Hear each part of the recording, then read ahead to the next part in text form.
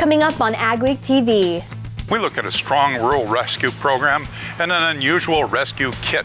A community comes together to help farm families during their time of need. New cases of avian influenza continue to be reported in the region. And we'll visit a North Dakota dairy that gives its customers a taste of the Netherlands.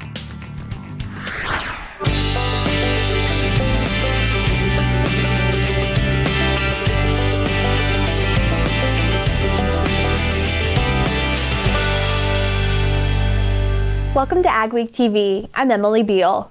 Neighbors came together to harvest the crop of two men who died in late August in what authorities say was a triple murder-suicide. Douglas Dolmage, Justin Bracken, and Richard Bracken, all from Leeds, North Dakota, and Robert Bracken of Candu, North Dakota, died in a field west of Mazza, North Dakota. Despite the loss, neighbors are coming together to finish that harvest.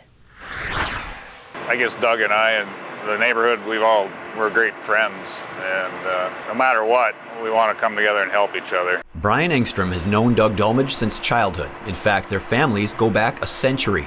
It isn't that just Doug and I and our generation are family and friends. We've been that way for generations. So when Engstrom heard that help was needed for Dolmage's and Justin Bracken's harvest, he knew the community would want to help finish. And everybody's taking their turn. There'll be soybeans later, there's going to be corn, there's flax to do, and I know that everybody that has time is going to do their part.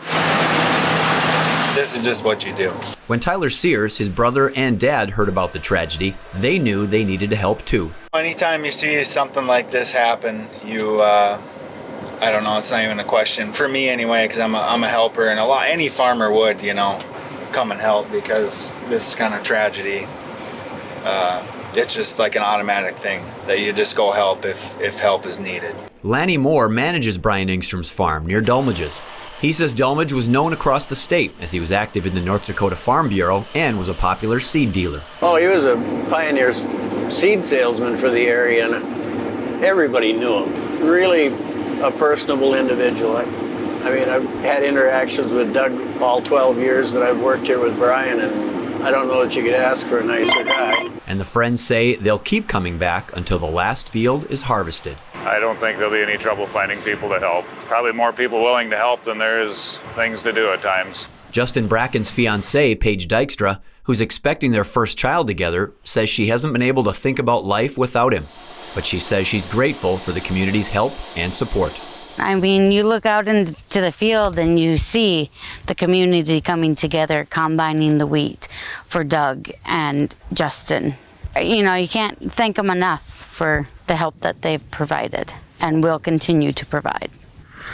The Towner County Sheriff isn't yet releasing the exact circumstances of the deaths. The fall bird migration is underway and new cases of avian flu are being reported. So the poultry industry needs to protect against devastating losses. Veterinarian Shauna Voss with the Minnesota Board of Animal Health says the return of highly pathogenic avian influenza in August was a little sooner than expected. The state saw some cases in May. Voss now says they're also seeing it in the wild bird population, which might make it harder to control. She says it's important to be vigilant about biosecurity measures. Even though it's earlier than we had anticipated, now's the time to start reviewing those biosecurity plans, making sure that everybody's following those plans. Minnesota has a hotline to report sick birds or answer questions. It's on your screen, as is the number for after hours or weekends. A North Dakota creamery is bringing a taste of Europe to the prairie. I visited Cows & Co. Creamery in Carrington and got a taste of the Netherlands. It's this week's Ag Week cover story. So we're originally from the Netherlands. Marcia Murphy and her family moved to Canada from the Netherlands when she was 7 years old. Her parents were dairy farmers who wanted to grow their operation, but it was hard to expand their farm in Europe. We relocated because we saw that Europe was going to be difficult with all the regulations. After spending 8 years in Alberta, Canada, Connie Van Bedoff and her husband Cornet moved their 3 children one final time to Carrington, North Dakota. Van Bedoff says she always had cheese making in the back of her mind, but never pursued it. Her daughter had also wanted to make gelato and become a cheesemaker, so the pair went to Gelato University in Italy. We went for a week and fell in love with the gelato making process, so we came back and thought, how can we make this possible? They transformed their garage into a gelato making facility, but Murphy wanted to expand. She and her husband Casey bought a homestead in Carrington a couple years ago, and now they make their products right on the farm. Well, it's a really fun, unique on-farm experience where we like to bring the consumer in to share our slice of heaven with them. Cows & Co. uses the milk from their dairy farm for their products, which they think gives them an edge. They house 1,500 dairy cows and send the milk they don't use to Cass Clay Creamery in Fargo. The quality of our milk was the #1 priority at our farm. Cows & Co. Creamery sells gelato, Gouda, and fresh cheddar cheese curds. Murphy wanted to incorporate a European experience into Cows & Co., so they built an on-farm cafe where customers can sit and enjoy their products. On-farm cafes are common in the Netherlands. Our main goal is for people to come to Cows & Co. and feel like they are in the Netherlands or in a country in Europe, sit on our patio, enjoy farm fresh products. Murphy earned a spot on the Forbes 30 Under 30 list for her gelato. You can read more in the next Ag Week magazine or at agweek.com. Coming up on Ag Week TV. Ag-Tegra Cooperative does regular grain bin rescue training, and University of South Dakota medical students get a first-hand look. I'm Peter Bosch. I've been working with Gateway Building Systems for a little over 20 years now. I chose Gateway Building Systems to build my shop because I wanted a building that could both be used for my equipment and as a place for my family to hang out and do things. I would advise anybody that's thinking about working with Gateway to go in and talk to the guys there, tell them your plans and your future dreams, and let them design something for you. Small or large, Superior Grain Equipment has the storage, conditioning, and handling equipment to fit any size operation with a wide variety of options and accessories, including our patented Blockbuster auger to help break up blockages over the center sump gate, and a full line of mixed flow grain dryers with even heating, excellent efficiency, and expandable capacities. Protect your investment and market your grain. Get superior quality, protection, and reliability with Superior Grain Equipment. Hi, Bill Kelsey here, Geringhoff Territory Manager, covering northern Minnesota and the Dakotas. At Geringhoff, we offer a full line of the best harvest headers and residue management systems on the market. Contact me today to discuss your farm's needs. From there, I'll connect you with an authorized Geringhoff dealer.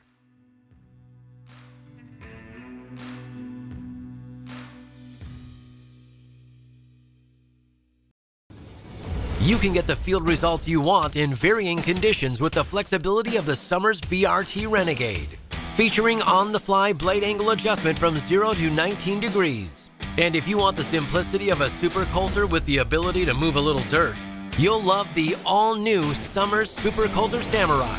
Go to summersmfg.com or visit your local dealer to learn more about North America's broadest line of tillage equipment and other products from North Dakota-based Summers Manufacturing.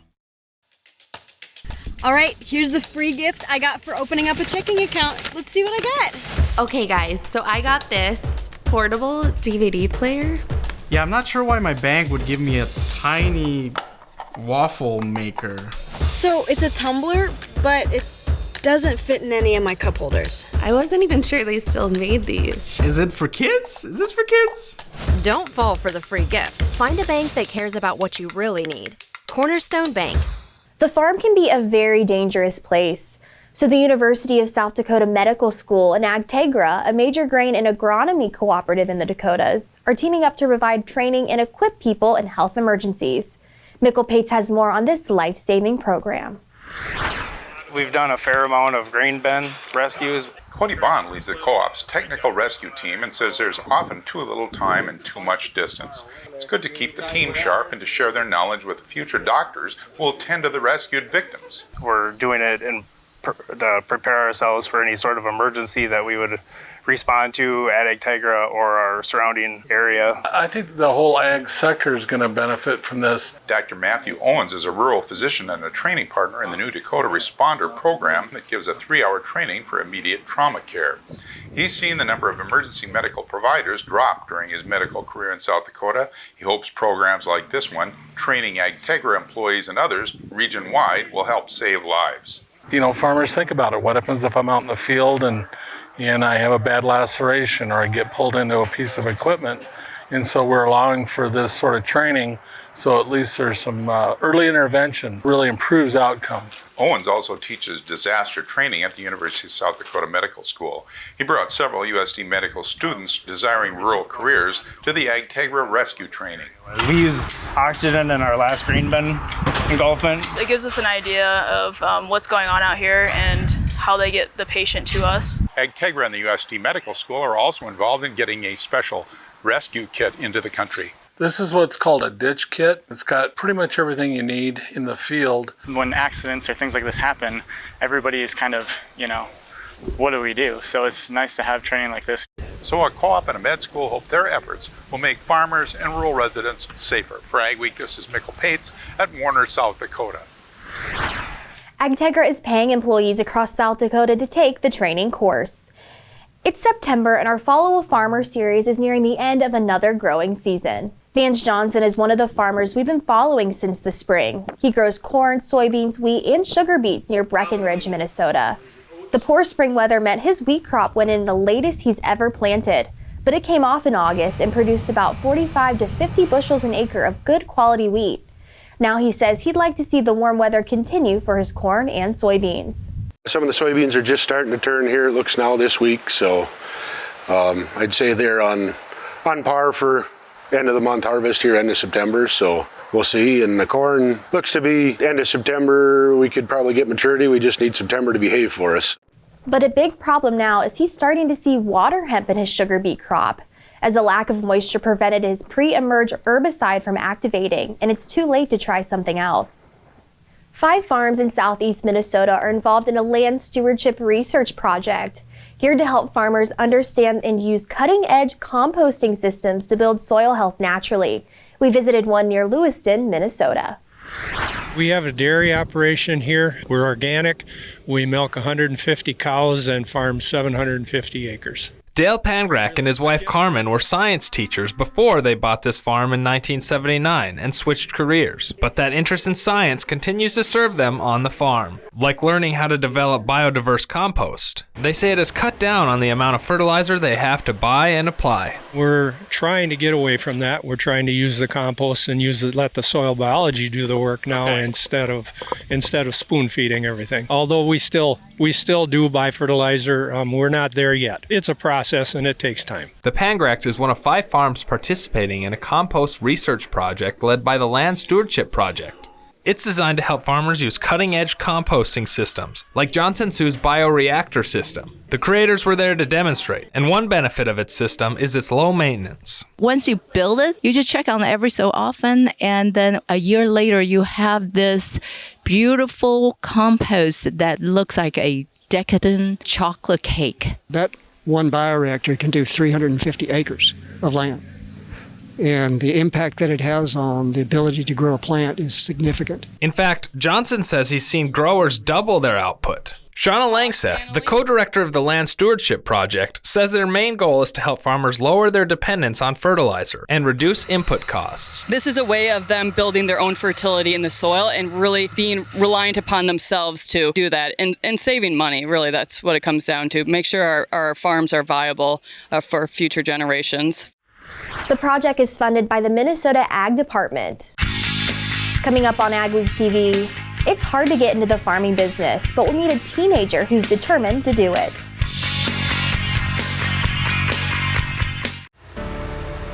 Farming is more than just work. It's your way of life. Protecting your family's legacy is our way of life. Through challenges and successes, we understand your family's insurance needs. With every turn of the wheel, for every investment, through every season, generation after generation, Farmers Mutual of Nebraska always alongside you. Dynaflow is the ultimate high-volume water management pump. Whether you're experiencing flooding, emptying sloughs, transferring ponds, or working on irrigation, the Dynaflow pump works in as little as 18 inches of water and is designed to move 3,000 gallons per minute. The Dynaflow lift pump is the perfect upgrade to your drain tile system. Using line shaft turbine pump technology, these pumps are made to last while operating efficiently. Dynaflow drain tile pumps can move up to 1,500 gallons per minute, up to 3,400 feet away. Every season has an end. After spending your whole life building something, it can be hard to move on to your next stage in life. But when that time comes, you deserve to have someone you trust guide you through the process.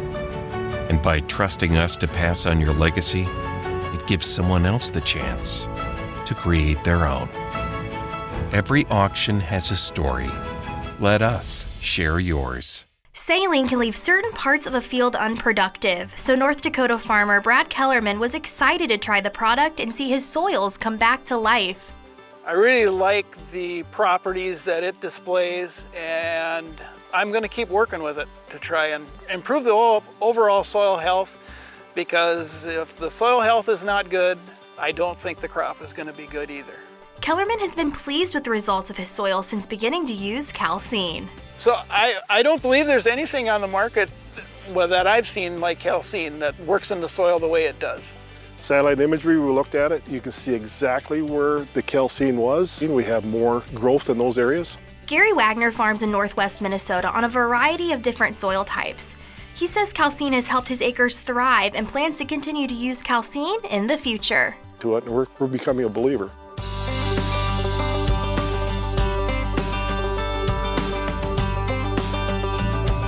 Could the region be in for chillier temps? Here's John with our AgriWeather Outlook. We're still in a bit of a waiting mode, waiting for the fall weather pattern to really start taking shape, although there's some signs it's beginning to make that switch. Jet stream getting a little more energetic. Well, we'll show you that in just a minute. But what's coming our way is a milder regime, not necessarily a chilly one. In other words, temperatures are still going to be, generally speaking, across the northern part of the U.S., southern Canada, near average, a little bit warmer than average in some areas. And we're also looking for a lot of the northern plains area for some significant fall rain. There are some showers in the forecast, probably not grand soaking, not a general weather pattern, but at least some rain chances. This weekend, kind of an interesting little low spinning off from the main jet stream pattern centered around Iowa over toward Lake Michigan. That's made for some rainy weather there. But with the main branch of the jet stream still pretty far north, we're dealing with a lot of warmer than average weather across the United States, with an emphasis with an exclamation mark over the Rockies and the Southwest, where it's just been extraordinarily warm. With the jet mostly pretty far north, we're going to keep the warm temperatures there. This southern branch of the jet stream beginning to split off a bit. Definitely a weaker flow, though. The primary one is this one up north. That'll keep the really chilly weather this week bottled up in the northern areas, and we'll even get some surges of warm weather later in the week back up into some parts of the northern plains. The hot, that's going to be a lot of near 90 or 90 degree weather. The warm, that's going to be at least 70, with temperatures into the 70s and 80s. So as you can see, this is a fairly warm weather pattern. There'll be some days in the 60s northern plains, but overall a little bit warmer than average. As we shift toward the second week of the period, there will be some changes, starting to see a couple of waves passing through, coming out of the out of the western part of the continent. But with this type of a high amplitude pattern, should start lending itself towards some more temperature changes, some switches, some medium cold weather for a day or two, then back to near average. But I'm not seeing the really cool weather drop down just yet. Now, with these pattern changes, there will be a little better chance in some parts of the border states to pick up some precipitation. And the southwestern monsoon looks like it might even pull in another round of tropical moisture for another round of potentially possibly heavy soaking thunderstorms in the deserts of the southwest. Tropical activity could change this, but it looks like the southeastern and eastern seaboard not terribly rainy. I don't necessarily see this wet weather in the northern plains and upper Midwest being way above average or crazy wet, but it does look like there will finally, in the second half of September, be a decent shot at some showers. The southwest may get some rains the first week of the period, but the second week will go back to bone dry in California and the southwest. Most of the country still fairly dry. Since the inception of Vatterstadt, the spirit of innovation has led the company. We push the limits, providing innovative and reliable seeding and tillage solutions that simplify everyday life for farmers.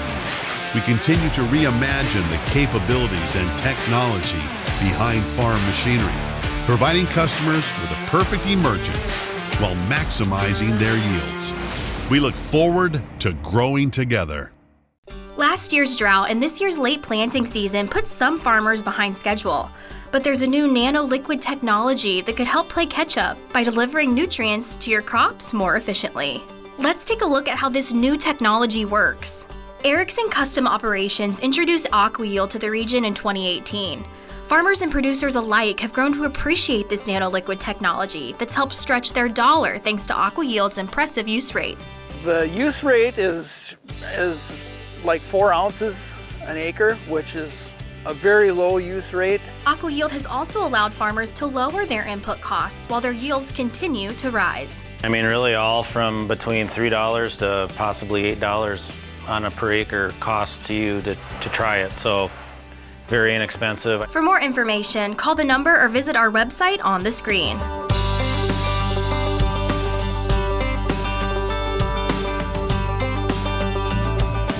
It's going to be an interesting year in agriculture. We have already seen the markets trade to new crop highs and levels not seen in years. There is uncertainty around the 2022 growing season. Will drought impact production? How many acres will be switched? And will demand remain strong? Are you getting the information you need to make the right marketing decisions? With the changing market environment, maybe it's time to change how you approach your grain marketing. Let Martinson Ag Risk Management get you the news that matters and a marketing plan that suits your needs.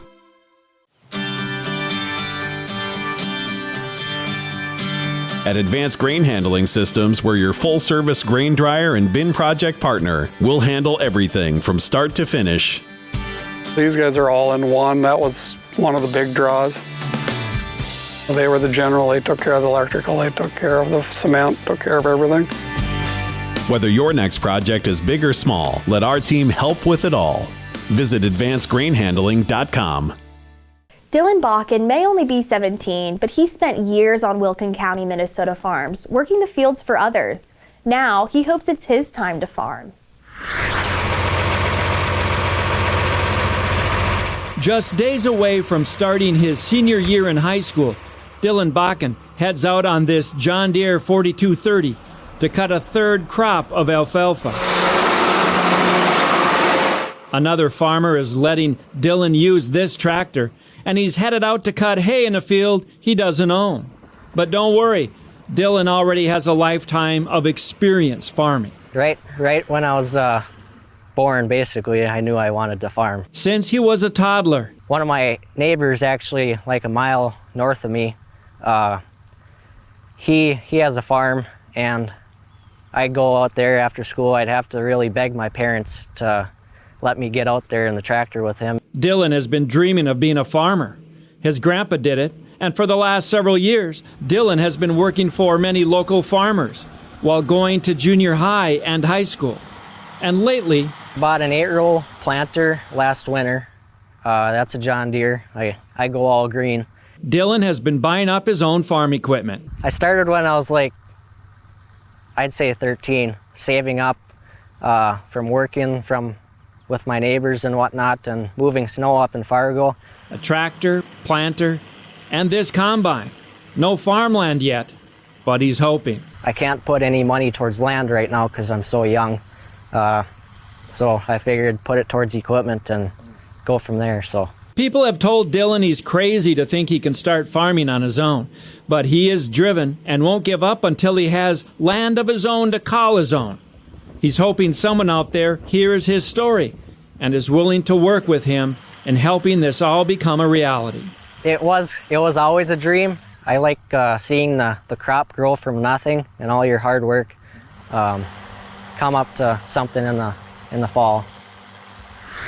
Dylan goes to school in Breckenridge, Minnesota. Still ahead, she may be in her 80s, but she's expanding her meat processing business because of demand. My name is Carson, and I'm a fourth-generation corn farmer. The corn that's grown in North Dakota, you could probably trace all over the world. Back growing up, it was always hauled to the local elevator, and now we haul directly to an ethanol plant who processes that corn into a clean-burning fuel. The North Dakota ethanol industry uses over 150 million bushels of corn and returns $640 million to the state economy. Small or large, Superior Grain Equipment has the storage, conditioning, and handling equipment to fit any size operation with a wide variety of options and accessories, including our patented Blockbuster auger to help break up blockages over the center sump gate, and a full line of mixed flow grain dryers with even heating, excellent efficiency, and expandable capacities. Protect your investment and market your grain. Get superior quality, protection, and reliability with Superior Grain Equipment. Since the inception of Vaderstad, the spirit of innovation has led the company. We push the limits, providing innovative and reliable seeding and tillage solutions that simplify everyday life for farmers. We continue to reimagine the capabilities and technology behind farm machinery, providing customers with a perfect emergence while maximizing their yields. We look forward to growing together.